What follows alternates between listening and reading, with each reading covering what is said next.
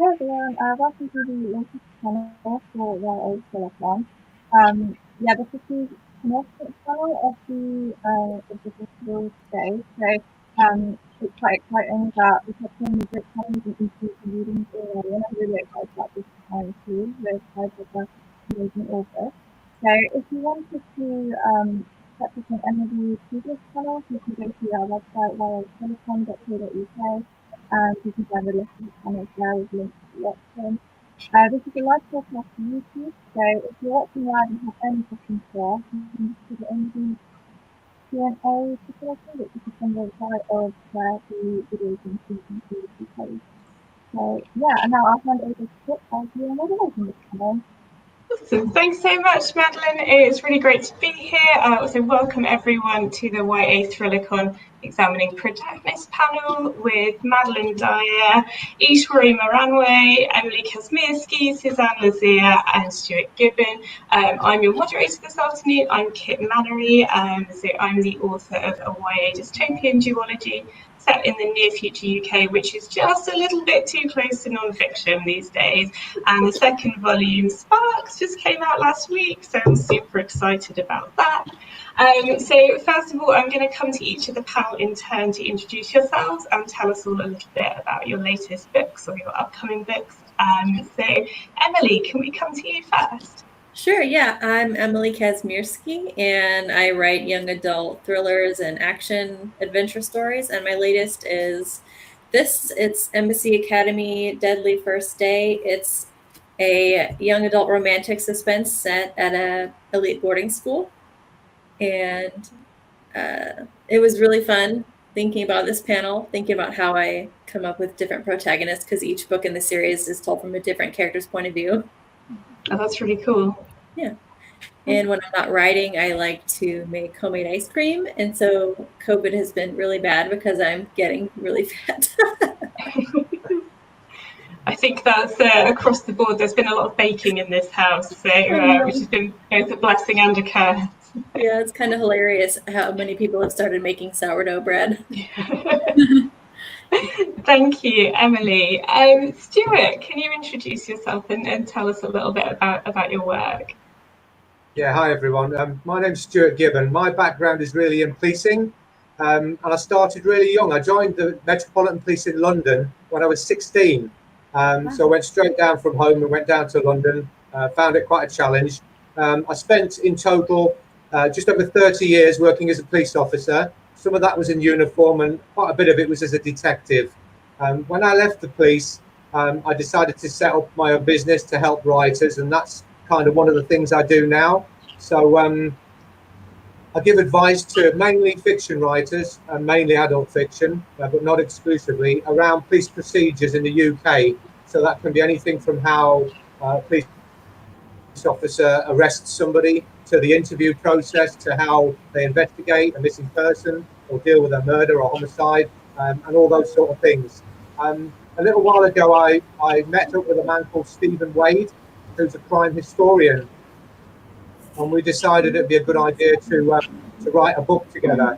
So we wrote something called the Crime Writers Casebook, which basically contains lots of information about how the police investigate murder, forensic evidence, all those sort of things.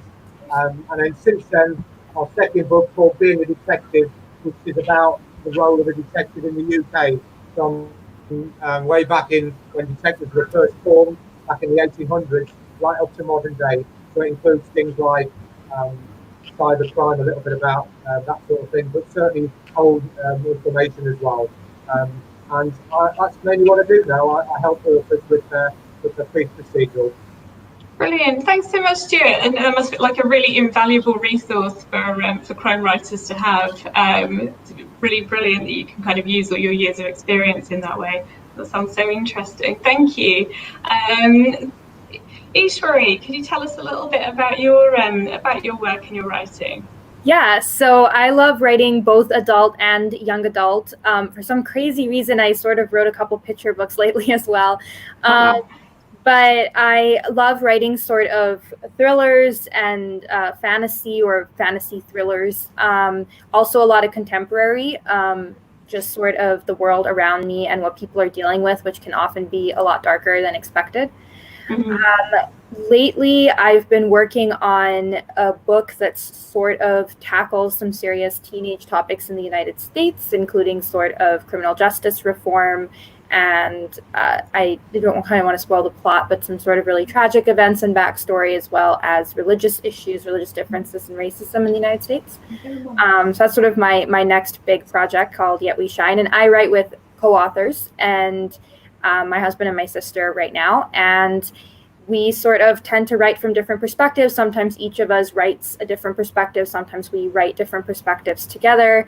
I love writing different perspectives. Even when I'm writing a book on my own, I tend to write perspectives. So I think this is an amazing panel to be on. Besides writing, right now I sort of accidentally co-founded a nonprofit, and most of what we do is help mentor people for free around the world. So that's my story.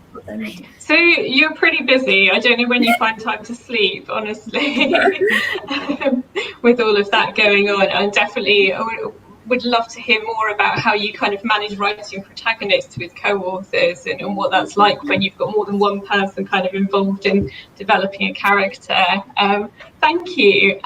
Madeline, can you tell us a little bit about yourself and your writing? Yeah, sure. Yeah, my internet is back now, so hopefully I don't disappear again. Yeah, I'm Madeline Dyer. I write YA fiction and YA thrillers. My latest release is The Disappeared Way. Set in a dystopian world, so it's like the best of like. I think we might be losing you a little bit, Madeline. Is that all right? I think, Madeline, what I might do, I don't know if you can hear me, but I might come back to you in a minute when your connection improves a little bit, if that's okay.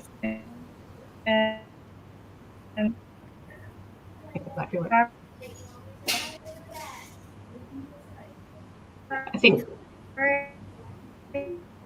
It's about a husband who's in a van. Oh no. Okay. So yeah, so Madeline's having a few connection issues, I think. So if we kind of keep going, and then hopefully she'll be able to come back and rejoin us.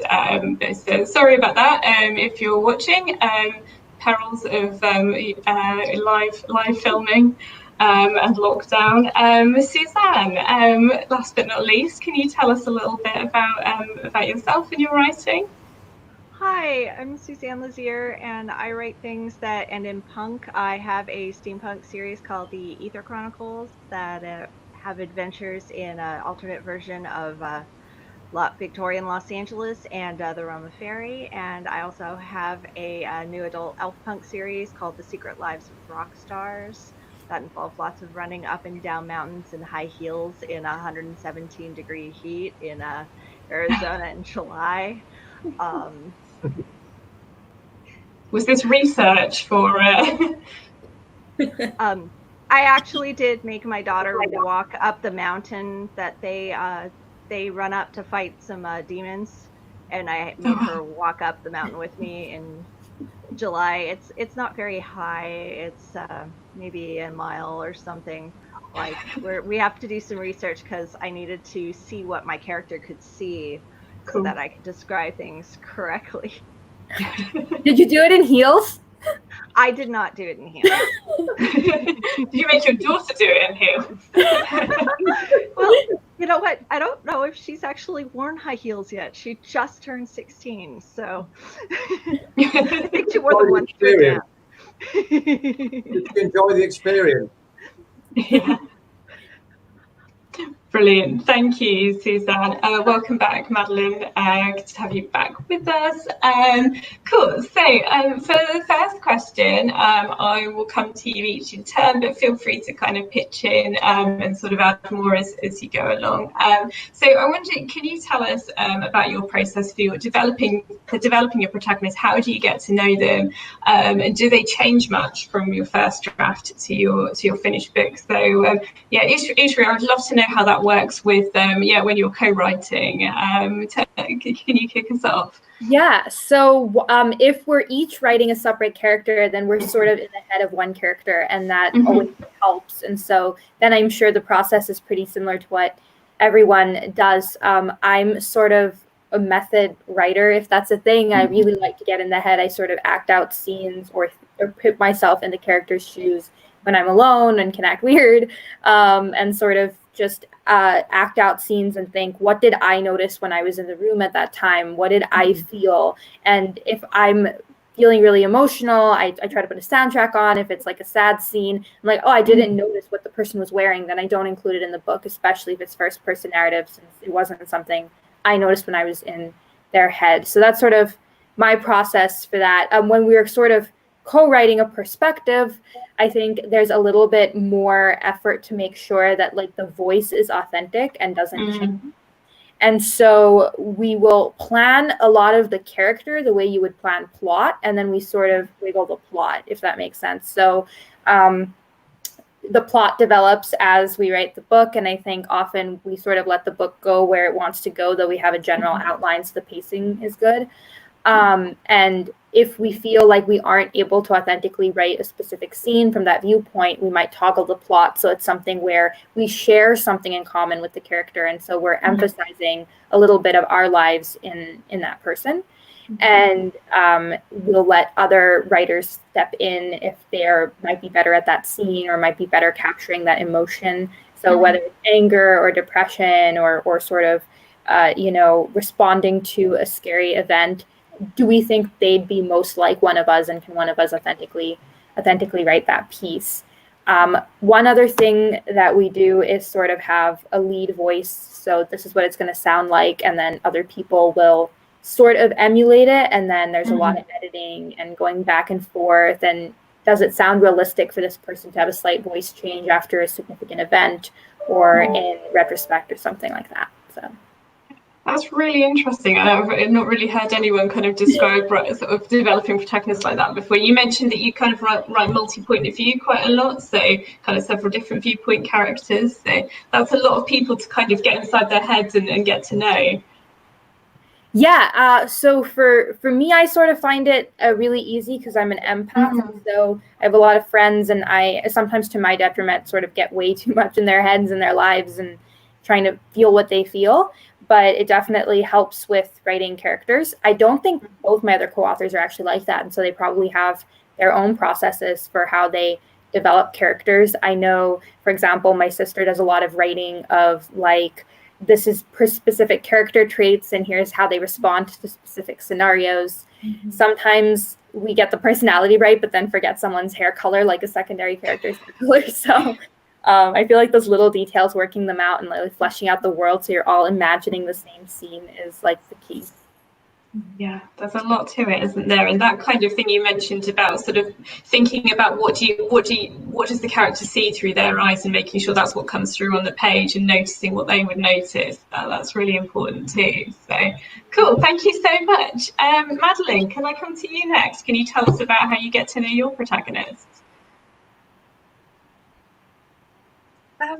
Yeah, like I don't really sort of have a definite process, because when I start writing a manuscript, I don't do any plotting or planning. I just go straight into like the first draft. So at that point, I don't actually know who the protagonist is, and I often end up writing from the wrong point of view, for like about 10,000 words first. And it's only as I'm sort of like writing and exploring these new characters and like writing more layers into them that I actually find which one is my protagonist. And because I generally write from the same point of view for like the whole book, although I have got one work in progress at the moment, which is multiple point of view.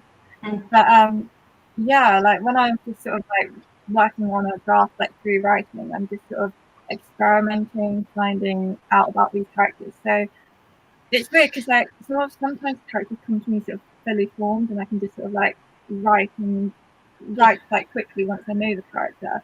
But then other times the characters are just like so messy, like characterization is all I've got so many continuity errors, and it's only really when I get to the end of the first draft I know sort of what the story is that I'm trying to tell, and usually that will dictate more features about the character.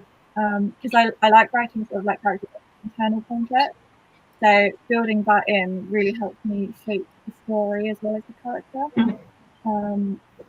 But yeah, like my characters and protagonists do change a lot from the first draft to like the finished manuscript. Like usually it's still sort of like essentially it's the same character, but they get a lot more developed and a lot more layers. Like, the more I work with them and putting them into new situations to sort of test them, and then because that's how I learn who they are and how they react to situations. Yeah, that makes perfect sense. And your first draft almost, I could really sort of identify with that. Your sort of first draft being your like the way you get to know your character and find out who they are, and as you say, kind of what happens when you put them in a specific situation. So yeah, it's a really fun process. I think it's cool. Thank you, Madeline. Suzanne. Suzanne, tell us about your protagonists. How do you get to know them? How do you develop them? Well, I work, and because I live in Los Angeles, I spend a lot of time commuting because even just a few miles can take an hour out here. So I spend a lot of time while I'm driving trying to think about the characters and the plot and maybe what comes next when I get home and start writing, so I have a general idea. I'm more of a puzzler. Like I might know point A and point C, but I really don't know what point B is. So it's kind of nice to just sort of think about characters and what they might do, and in different situations, what breakfast cereal they like, what they like to wear, and stuff. It's fun. Sometimes they just don't tell you what you want them to tell you. I had one character in my Ether Chronicles series where I had been writing this character for 3 years. He wasn't a point of view character, but he was an important character. And all of a sudden, I'm writing book 3, and I realized who this person likes, and I'm like, you didn't tell me earlier. Like I was honestly hurt. Like you couldn't trust me with your crush. Like 3 years ago, I could have made things so much easier with you. If you just told me, like, did I not spend enough time with you? Like, sad. But then I knew and I could make it work, and so he got his love interest in book 3. But no, but he could have had them much earlier. Or not for plot. I don't know. It's just. Sometimes it's just so interesting where you're like, wait, what? You like what? Yeah. Okay. I didn't know that. That kind of epiphany moment where, you realise something really important. And Emily, I noticed with like some of your books, like the way that your main characters kind of set up to be able to kind of solve crimes and is quite an important part of their backstory and their plot.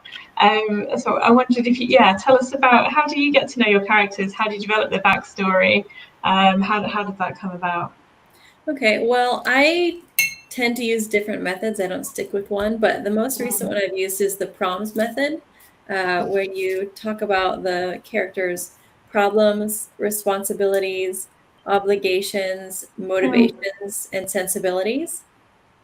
So I end up asking questions like, what's their deepest fear? What's their most closely held belief? What attributes do they really value? What's not important to them? So that's been really helpful for me, just to figure out like what are they thinking and going into this situation. And specifically with my Embassy Academy series, my first protagonist is the new girl at a school, and so she's an outsider in all ways, and that was actually really useful in helping her solve a crime because she didn't have biases that some of the other characters had. She didn't have long-held relationships with these people, so she was able to look at them more objectively, and that was really interesting. On the other hand, sometimes I'll be looking for photos of the characters just kind of for a mental image. And I saw a picture, and then the character just came to me fully formed, and it wasn't until the middle of book 2 that I realized she was basically an extreme version of me. And I was like, that's why she made so much sense. There's something really, there's this kind of sort of received wisdom, isn't there, in writing characters, that as authors we should know much more about them than ever appears on the page. And I think there's something really important in that, isn't there? That, you know, we don't necessarily, it doesn't necessarily need to be in the book what their worst fear is or what their fact, it doesn't need to be explicitly stated, but those things shape the way that they interact with the world around them. So they're really important things for authors to know. Stuart, I wondered about kind of from your point of view, how important do you think it is for YA authors to kind of understand sort of police procedure and criminal procedures when they're creating protagonists who are investigating crimes or solving mysteries? I think that probably, I always say to people, if there's a lot of procedure in the book, it's often very dull, because it becomes like almost a reference book. So if people are going to put some sort of procedure in it, I guess it depends on how much detail they want to put in. You know, you could talk about maybe arresting someone and just say, you know, the police were going to arrest them. Or if you wanted to go into real detail, you could talk about the process of how they would do that and what it actually means. I think it's important to have some in the book, if you, especially if you're writing about somebody solving crimes. But I think really, a lot of the time you'll be doing it because you either don't trust the police or you've gone to the police and they haven't been able to help you. So you decide to go and do it yourself, which is fine, as long as you're careful. So I think it gives you that little bit more flexibility. Whereas the writers I advise on maybe adult fiction in the UK, quite a lot of them is specific around, you know, they want to know exactly what happens in a police interview room and things like that. So it's kind of a little bit different. And I think, from what I can gather, although I've not read much YA, as long as you know maybe a little bit about it, you don't put something in that is really obviously not right, I think you've got quite a bit of flexibility to play with. Quite enjoyable, I would imagine, as well, because you're the detective kind of thing. Your main character, your protagonist, is going to go and solve that crime for you. And I don't think there's anything wrong in that. And I think the readers will obviously go along with that as well, because it gives them a sense of being involved in the kind of chase or something like that. Yeah.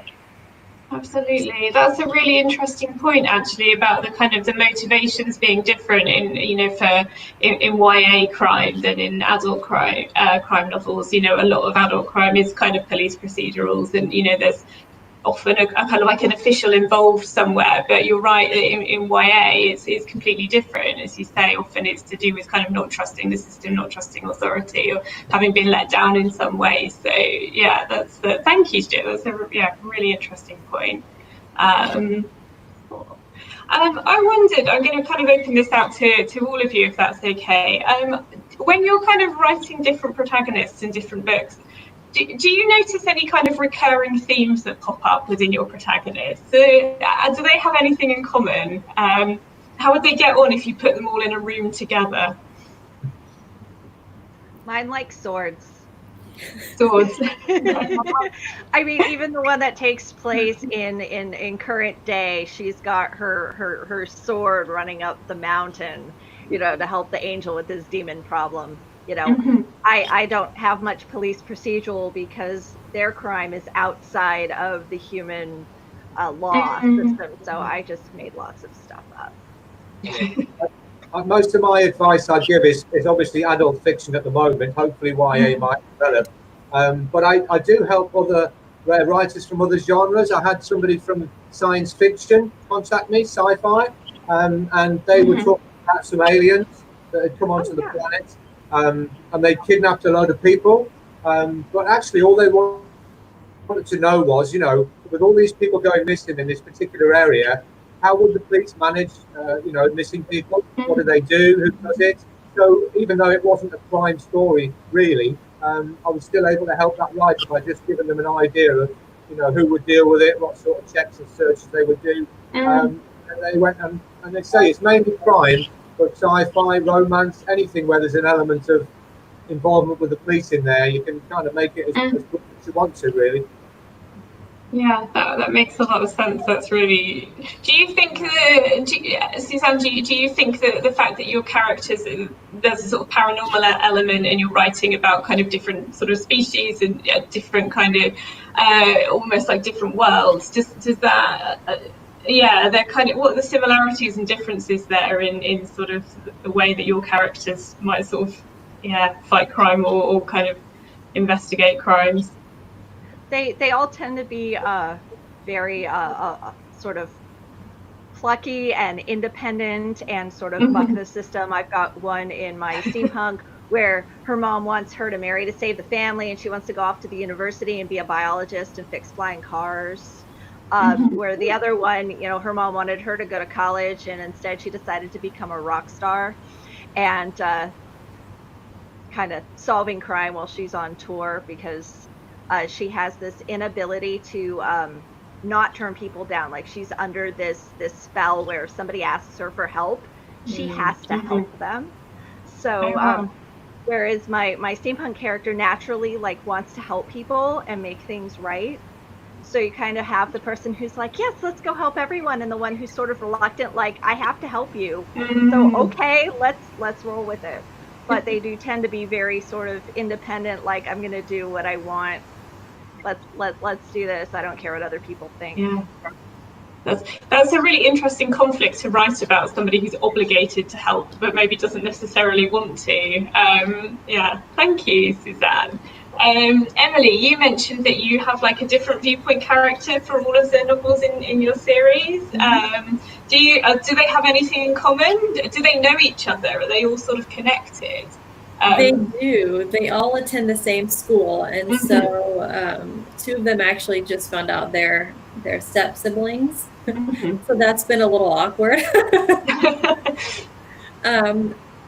I mean, they're very different. I think the common thread with all of my protagonists is that they're all trying to figure out where they fit. They're trying to figure out who their friends are and who they can really trust, and how they should interact with each other.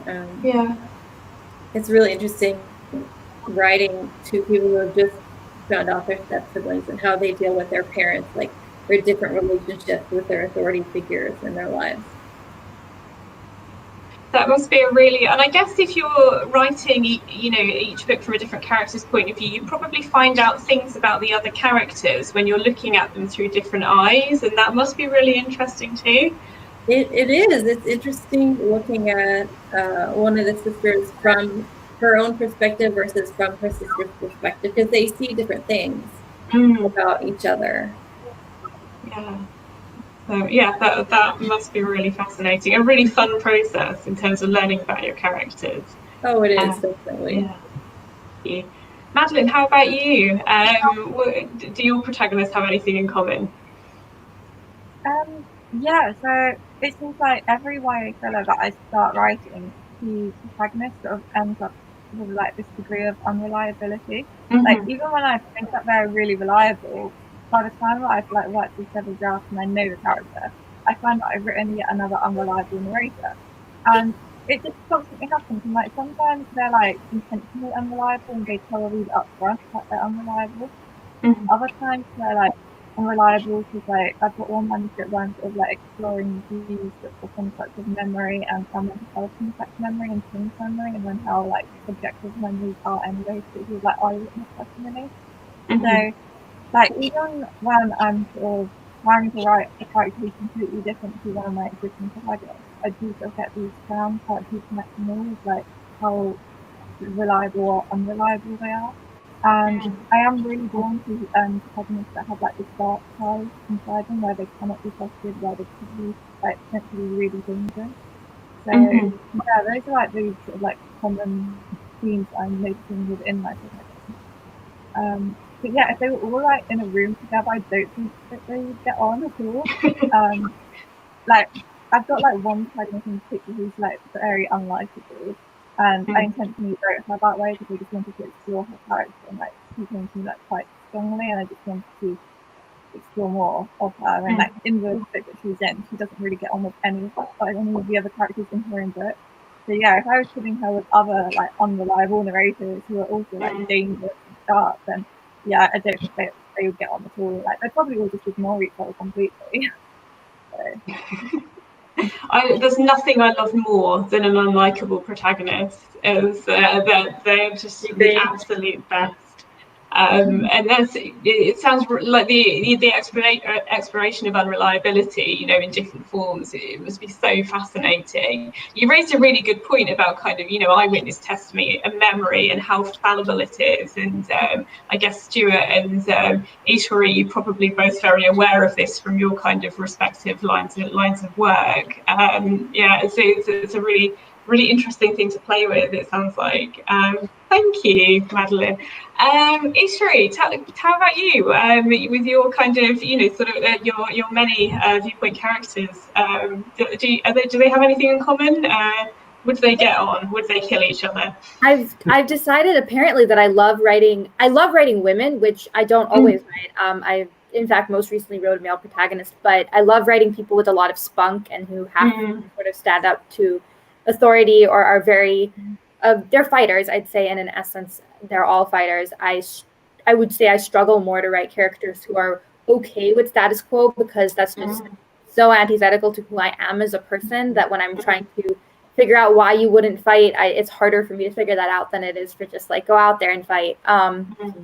I think I kind of agree with Maddie about just how exciting and amazing it is writing unreliable characters or unlikable characters. I definitely think every character I write has something about them that I wouldn't like to interact with. Most people would not like to interact with.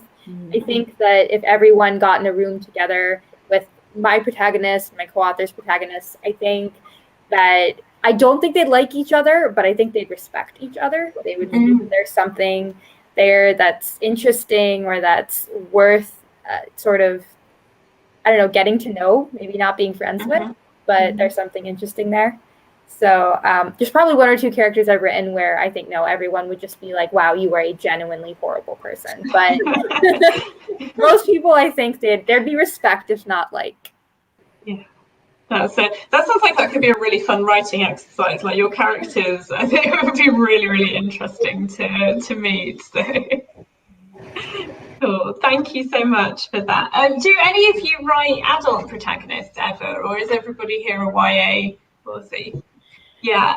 How do you notice that other than the kind of the obvious thing, the age, do your adult protagonists differ from your YA protagonists?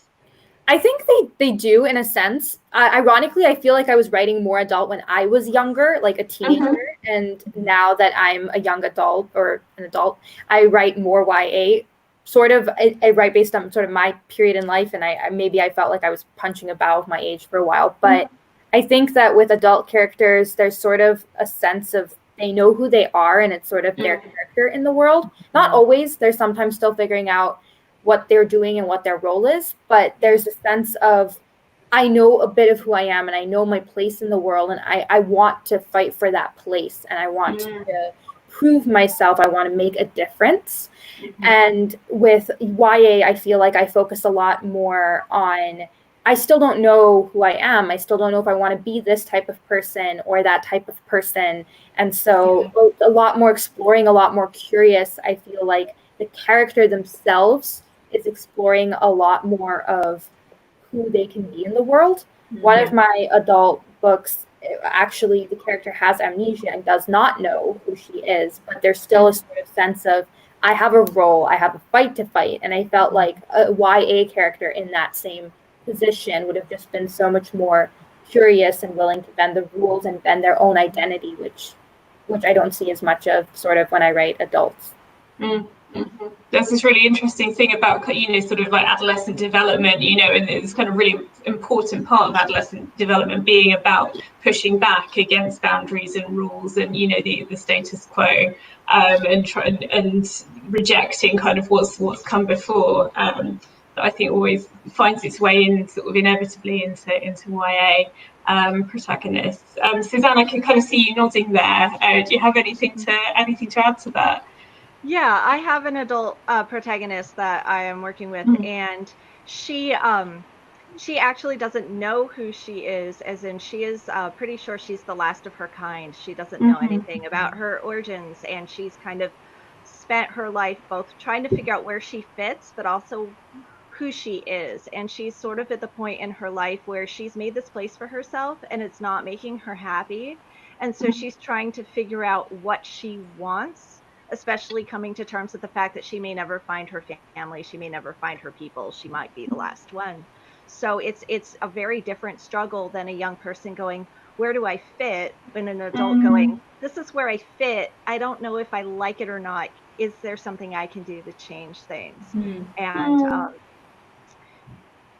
so that it's a very different sort of thought process. I do think that she would get along with one of the characters, but she would be that I already have, but I think she'd be very, very annoyed by one of the others, because it's a little bit like Bitsy in my Rockstar series is a little bit like more like a little bit of a younger version of her, like could see Rory, my adult character, looking at Bitsy going, oh no, honey, if I could give you any wisdom to keep you from making the mistakes I did, I'd like to do that. I don't think you'll listen though. So you make a really interesting point there as well about that kind of, the difference between in stage of life, between kind of fighting back against something and trying to change it, or versus accepting kind of, things the way they are, and your character sort of, kind of going on this journey of sort of, realizing that she may be the last of her kind and she may have to accept that rather than kind of continually fight it. And that must have been a really interesting thing to write about. And when you're 16, you can still be optimistic and be like, yes, I'm going to find them. And one day I'm going to stumble upon a whole lost colony of my people. My parents will be there and it'll be wonderful. To be an adult going, I've been looking for my people for decades and I run in the right circles. I might never have that happy ending. That's a hard realization to come to. A really important thing to write about, a really important thing to represent, I think, in fiction. Thank you, Suzanne. Emily, am I right? Do you have some adult novels as well as YA, or? I have one actually. Yeah. But that one, she has just lost someone important to her, so she's like, how do I figure out who I am without this person in my life? So it's actually pretty similar to my young adult characters. They all tend to define themselves based on their relationships and who they are with those people. That makes a lot of sense.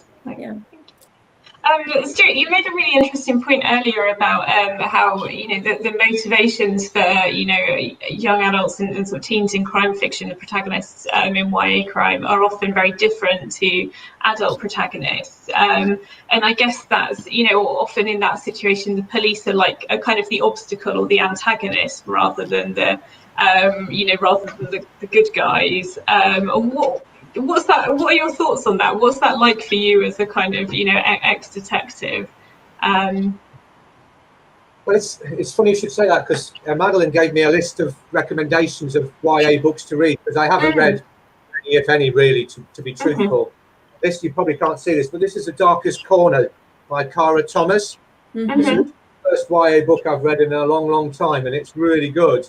And it just kind of sums up the frustrations of young people when they want to get somewhere but they can't get there because they feel like everybody, in particular the police, are against them, and they've tried to get things sorted the right way, and they decide in the end it's time to go off and do it themselves, because it's really the only way it's going to get done properly in their eyes.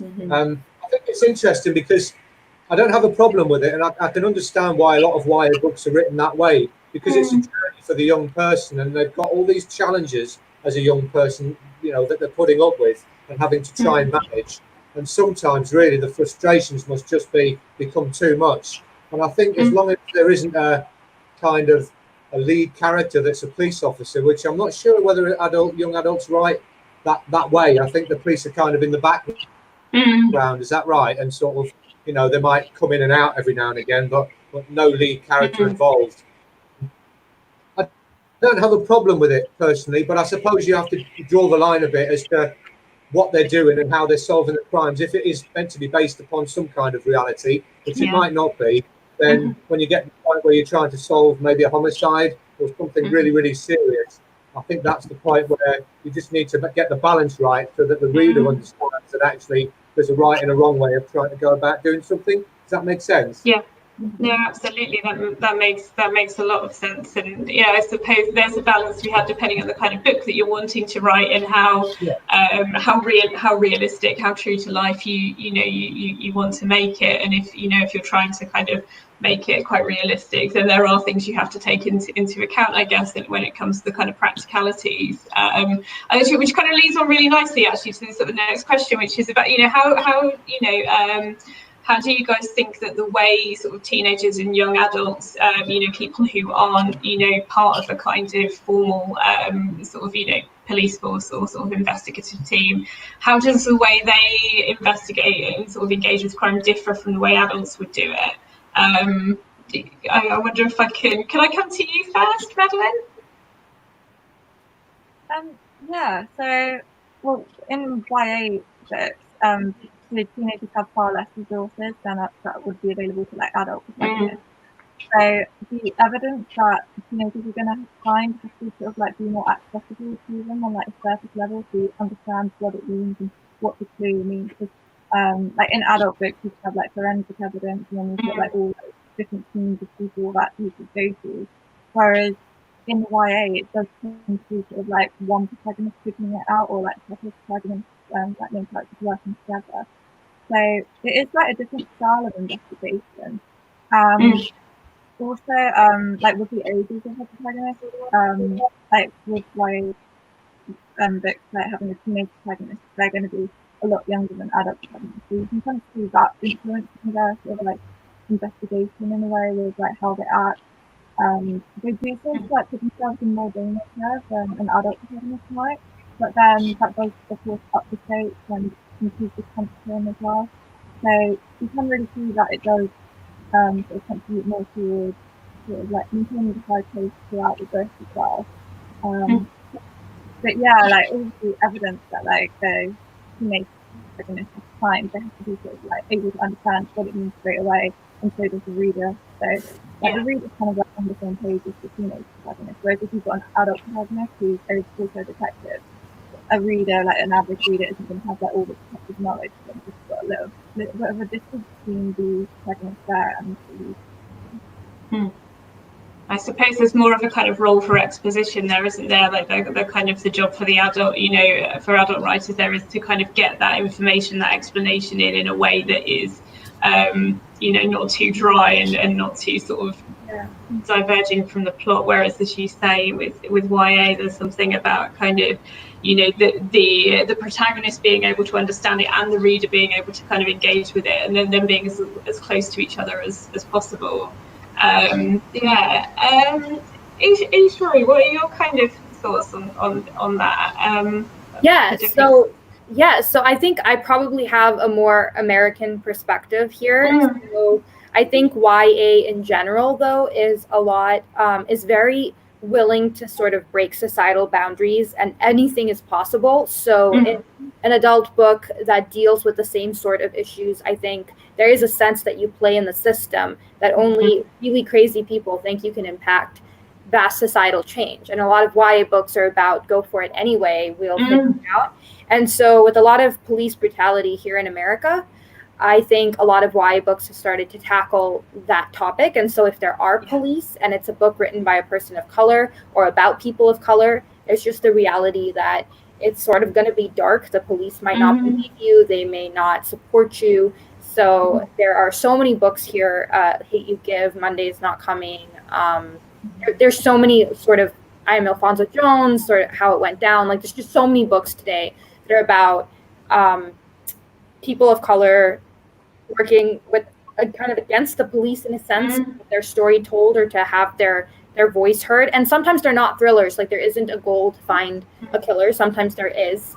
In a sense, police are a major driving force, a major sort of societal obstacle in the story. And I think that I see that willingness to take that on a lot more in YA, especially in sort of YA Twitter and YA pop culture and just YA authors than I do in the adult world, where it's like, realistically, would this ever happen? Realistically, would there ever be protests in the middle of a pandemic that take over the entire world? No, so it can't happen.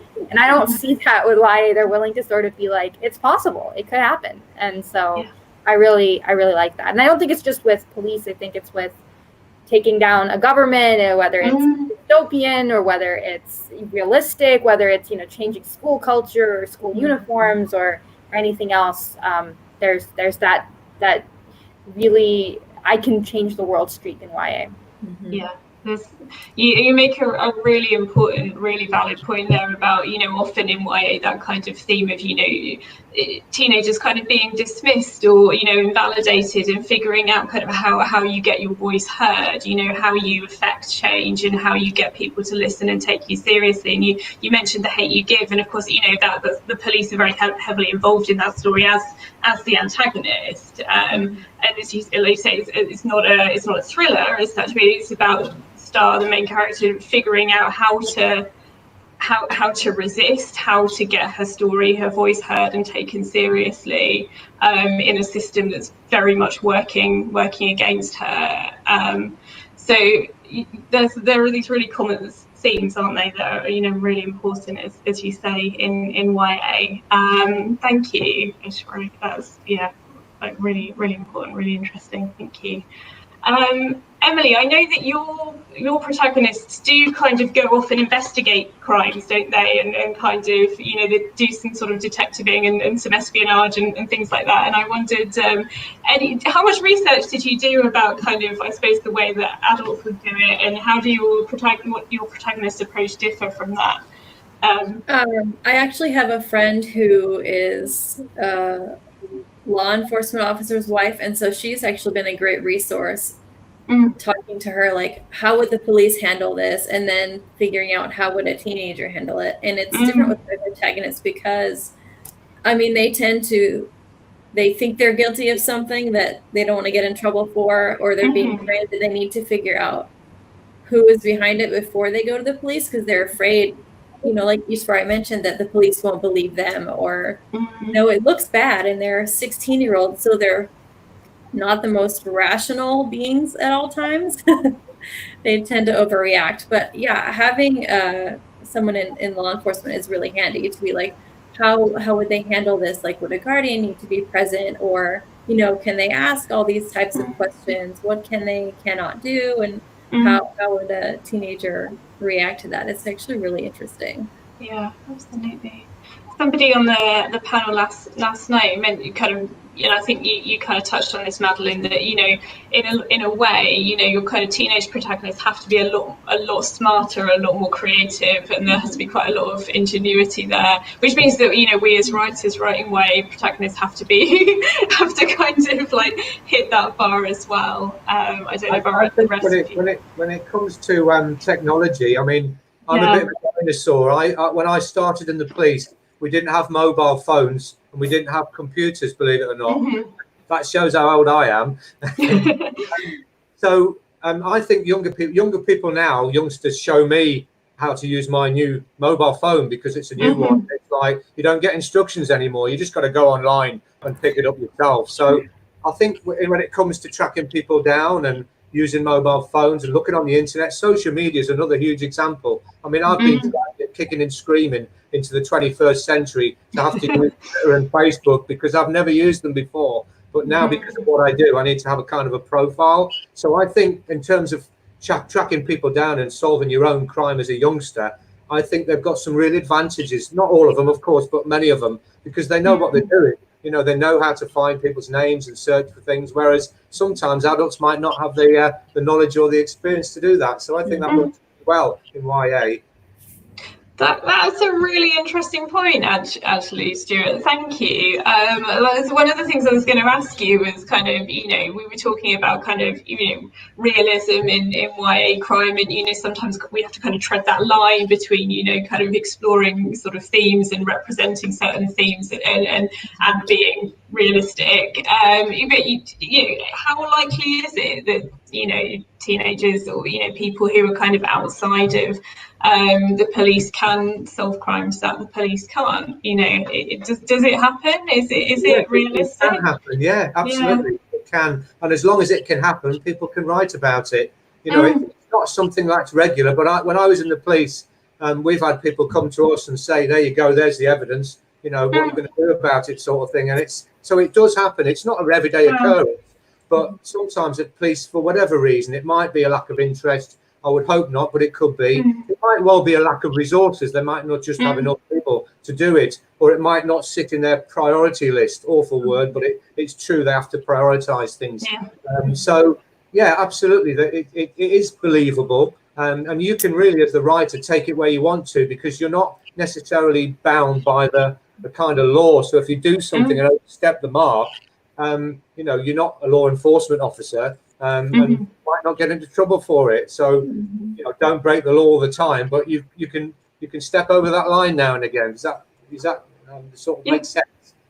That makes perfect sense. That's quite I don't know about the rest of you, but I find that quite a sort of an inspiring message, actually, as you know, as a writer, that, you know, these things, perhaps, although maybe they're not every day, but, you know, they do happen. There's all kinds of reasons, you know, why they can happen. So it's not completely outside the kind of realm of possibility. Yeah. Suzanne, your characters are, we said, kind of, you know, there's a paranormal element, you know, how do they, yeah, I know there's swords involved, how do your kind of, you know, your young adult protagonists kind of solve crimes, you know, how do they handle that? Is it different from the way your adult protagonists approach it? Absolutely. In The Secret Lives of Rock Stars, Bitsy's operating entirely outside of the law, and she has no idea what she's doing, and she doesn't want to do it. She is very, very reluctant. I kind of compare her to an early Sam Winchester in Supernatural. Like, she's just super reluctant, like, I'm doing this because I have to. Whereas my adult protagonist, she is actually inside the law. She works for a secret supernatural division of an existing law enforcement agency to sort of solve crimes and keep them out of the human purview, and also keep any humans from getting hurt. So she's in the law, and Bitsy's totally outside the law. And I always compare that my adult protagonist, Rory, is sort of like late season Dean Winchester. Like, this is what I do. Oh, you know, I'm gonna do it. And so, you know, it's very interesting because I do have to do a lot of research for my adult protagonist and kind of figure out what is the law and how would somebody operating sort of within human law, but also within supernatural law that humans don't know about, how would they balance that? How would they get that done? You know, how might they explain away something to make it seem like, oh, it's just this, but it was really something else, and actually use a little bit of that in Bitsy in The Secret Lives of Rock Stars, where there's an explosion and they're like, oh yeah, no, it was just a gas leak. And my teenager and her friends are all like, oh yeah, gas leak. Like, no, it was demons and we're going to find them. And so, you know, they're also very reckless, my teenagers, rock stars in The Secret Lives of Rock Stars, because it's her and her band. And so they're like off like with swords in the middle of like large metropolitan areas. You know, she's got like a crossbow and it's like killing the demon in public. And, you know, and she has no clue. And she's just sort of like, I hope everything will end up okay. Yeah. I like her already. She sounds great. She doesn't even think of asking people for help because she's just like, well, I was told to do this. I got to do this all by myself. All right, let's do it. Like, and then later it's like, oh yeah, I guess I could have asked this person for help, couldn't I? Whoops. That's a really interesting, you know, the specific world building of kind of creating a sort of secret subsystem, you know, within a kind of existing kind of quite rigid system. That's a very interesting sort of structure to work within. Yeah. It was a lot of fun. Yeah, I bet. It sounds like a lot of fun. Your protagonists sound like great fun. I think I would get on with Bitsy like a house on fire, I reckon. So we've got probably time for a couple more questions, I think, if that's okay. So I wondered if you guys could tell us who are your favourite YA protagonists? Who do you love? Who would you want to be locked in an elevator with, and why? Madeline, maybe if we could, come to you first.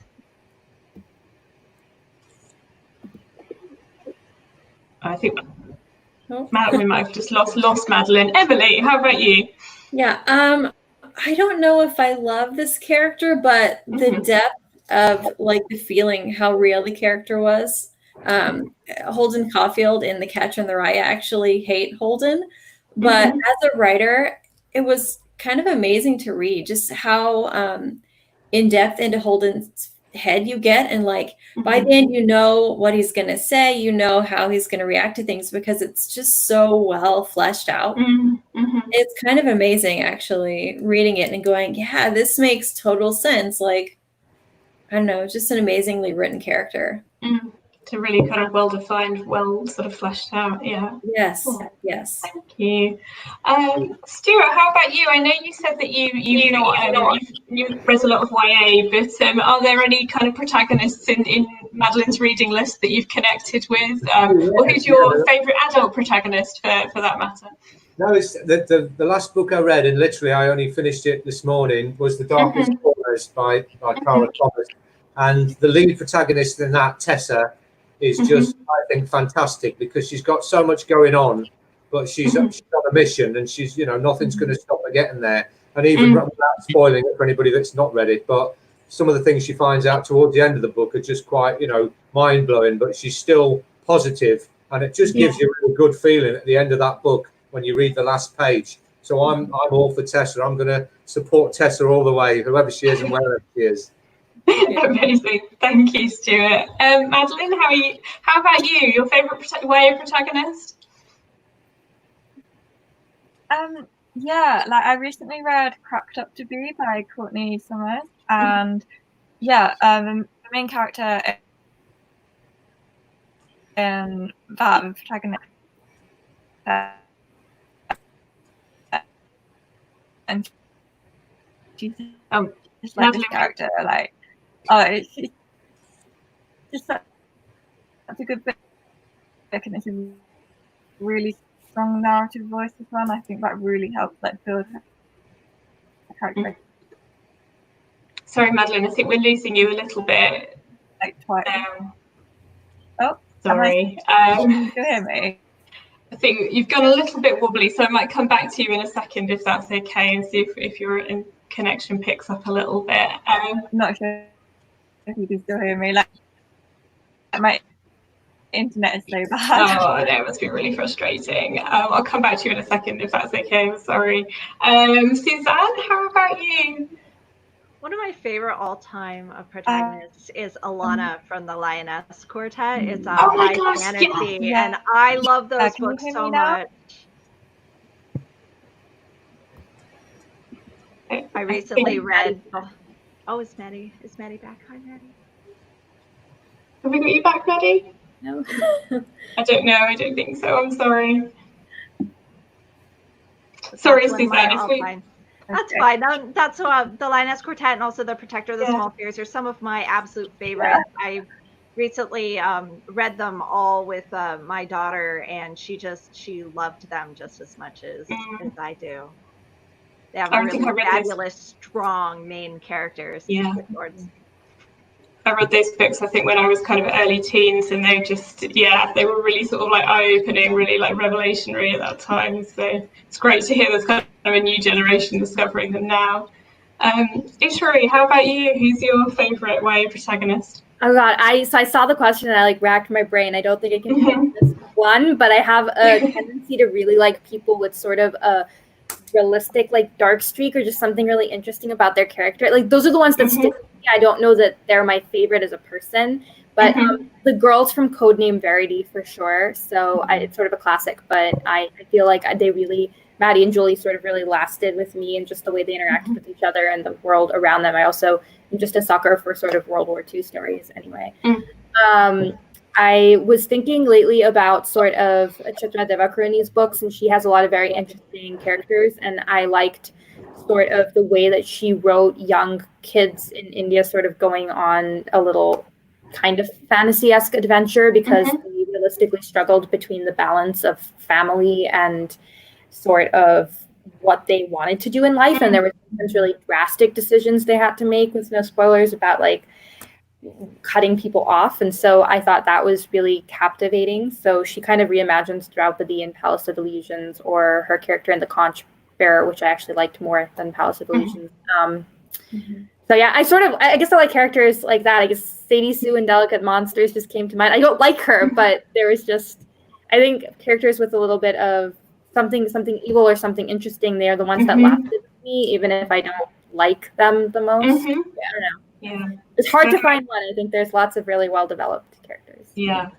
Kind of what Madeline was saying earlier about those characters who have a little bit of darkness inside them, or a lot of darkness inside them. You know, often they're the most interesting, I think, you know, and often anti-heroes are the most interesting, aren't they? So yeah, I really understand what you mean there.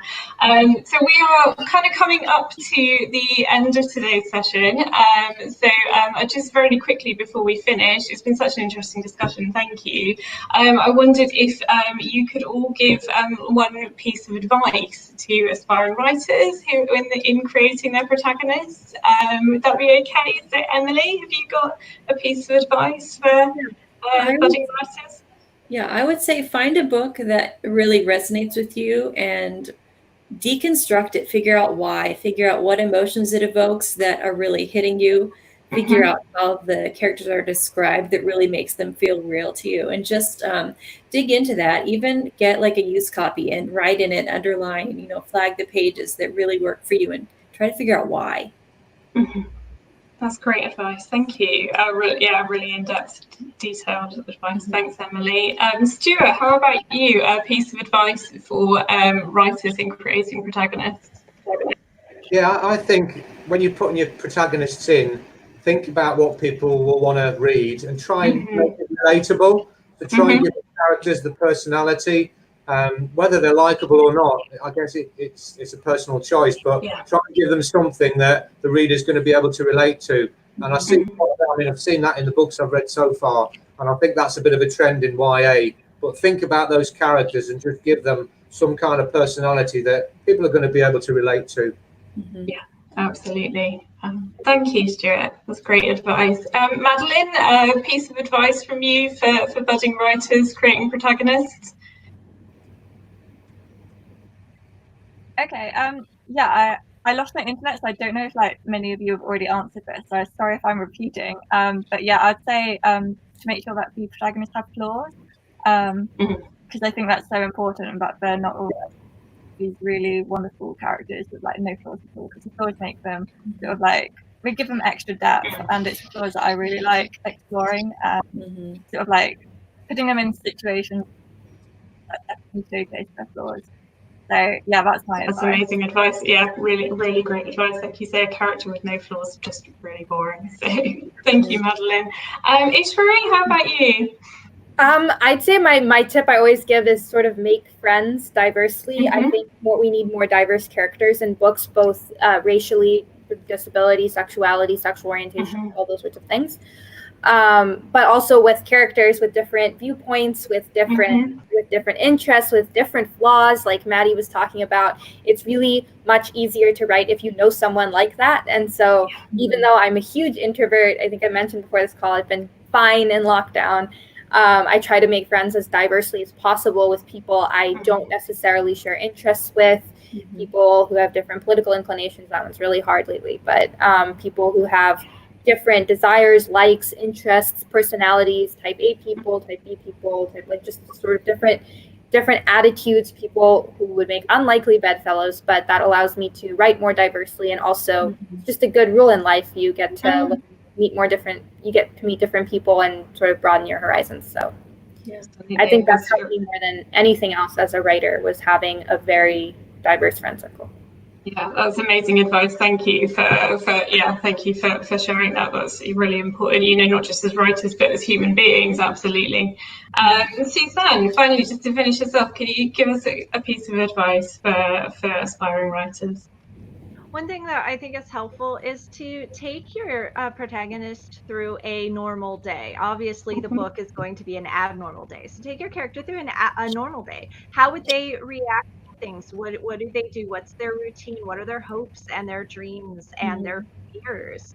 You know, what do they what do they want to do in the future? Or are they the type of person who hasn't even thought of that because they're not even sure what they want to do after school? All these sorts of things, like how they might, approach, going to class or meeting up with a friend, or, what sports they play, or what books they like to read, or, all these can kind of help inform your character's choices when you start throwing them into, the chaos. So it's like, think of what your character is in a normal day so that it can help shape how they might react when they're out of their element and all of a sudden doing whatever things you have planned for your character. Yeah, that's excellent advice as well. So loads of really brilliant advice from some really fascinating, diverse range of writers. Thank you all so much. It's been such an interesting discussion, really insightful. I feel like I've learned loads.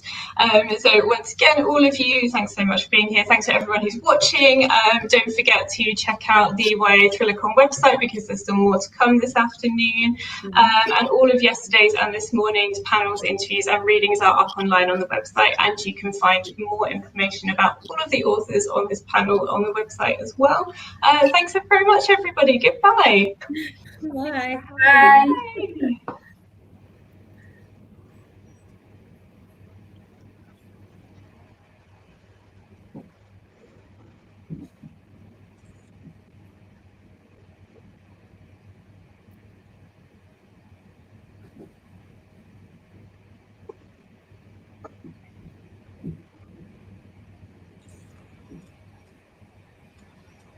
I think Maddie has to stop the broadcast. Yeah, I think so. I think if we all leave the studio, that will work.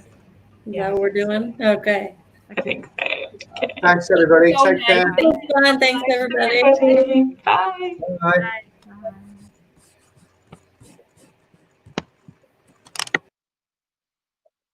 Bye.